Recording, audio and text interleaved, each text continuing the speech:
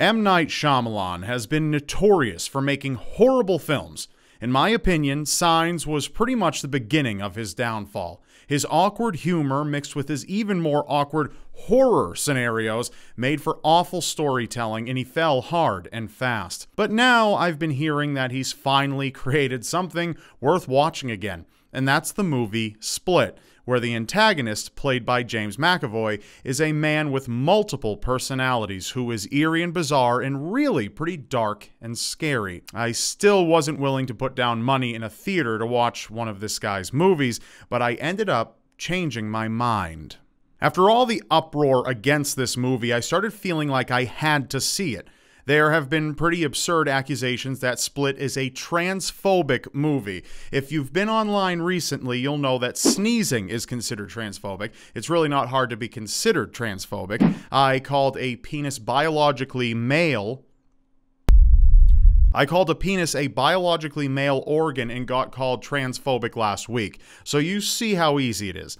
There's even a petition against the movie currently going. They say because James McAvoy is in a dress and heels in one of the movie's previews that the movie is clearly transphobic. It has nothing to do with the fact that the dude is numerous personalities all in one brain and one may be more feminine. It's just fully transphobic. M. Night hates trans people. But you won't see nearly as many people giving a shit when Bugs Bunny dresses up like a woman, or perhaps the numerous black actors who have turned into women for roles. Perhaps maybe they don't accuse them because that'd be considered racist. I'm not even sure anymore. But what's really got people's assholes burning is how disgusting it is that the movie Split is victimizing and demonizing people with mental illness, specifically multiple personality disorder or dissociative identity disorder. It's just terribly insensitive, triggering, and wrong.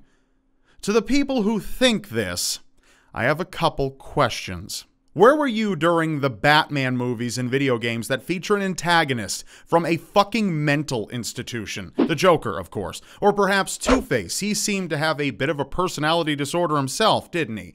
And what about all the other movie villains who suffer from, I don't know, PTSD, psychosis, depression, bipolar disorder, etc.? Hannibal Lecter, for instance. Annie Wilkes from Misery. Seymour Parrish from 1 Hour Photo. What about the famous movie titled so offensively as just Psycho?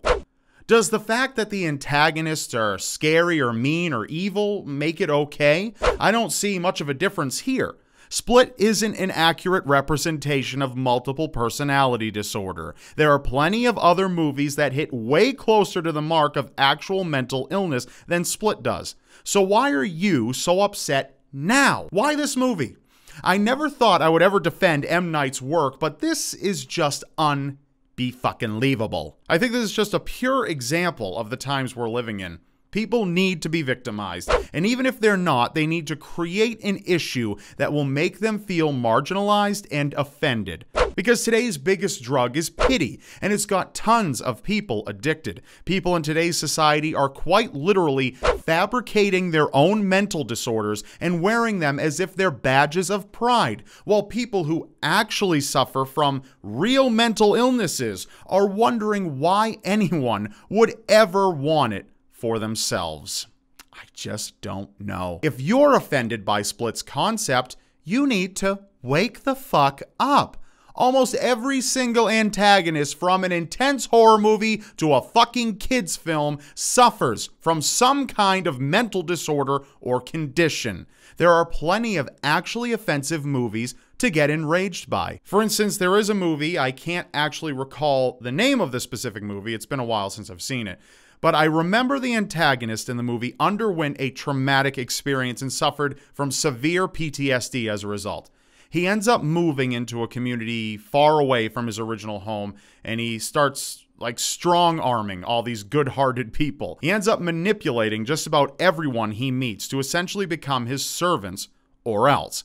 Anyone who resists him, he either imprisons, brainwashes, tortures, or even murders, all because he has PTSD from that one traumatic event. The movie makes it abundantly clear that this guy has changed mentally due to extreme emotional trauma. He makes life horrific absolutely horrific for anyone he comes into contact with.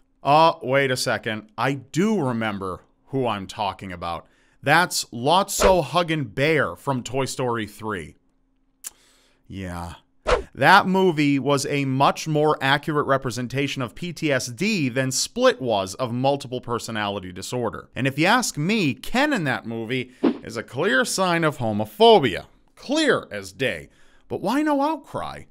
Is it because PTSD isn't as obvious somehow? It's not as important?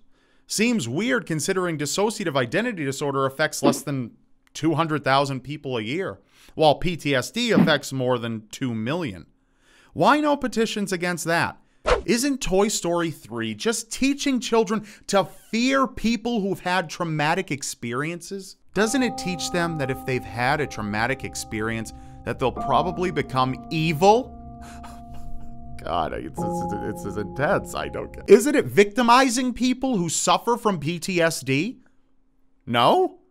Well, no fucking shit. Split isn't victimizing anyone either.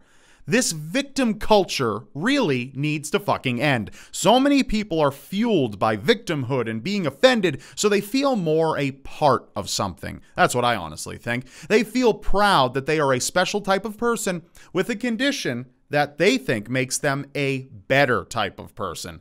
It's like kids with a shitty upbringing scoffing at kids who had a good one. They think they're a lot less cool. They'll just never understand. They'll never be one of us. It's just way cooler to be in a shitty fucking mood all the time. There is a culture behind feeling like shit. And because it's so easy and it requires no actual work other than feeding your own narcissism, tons of people want in on it. Suck it up and stop being a wimp.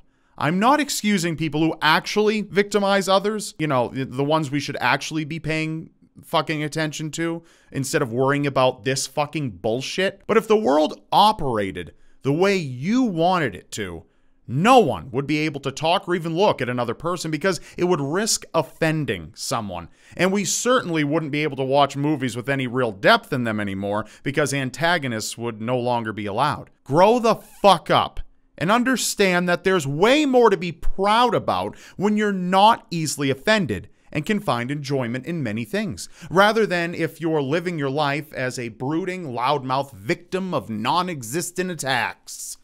You are the problem. Only once you change will anything get better. But that's just what I think. Who the fuck knows if you're going to change? Probably not. Why should you? I don't know. That's it for this video. I'm going to be doing more of these. If you liked it, hit it with a thumbs up. I'm going to make this a regular thing. I feel I need to filter this shit out sometimes. God. Thanks for watching. Really, it means a lot. If you agreed with anything that I said, or maybe you didn't, be sure to subscribe to my channel by pressing above. And of course, check out my other videos, wherever they are on the screen. Because you're not going to want to miss them, sweetie. And I'll see you next time.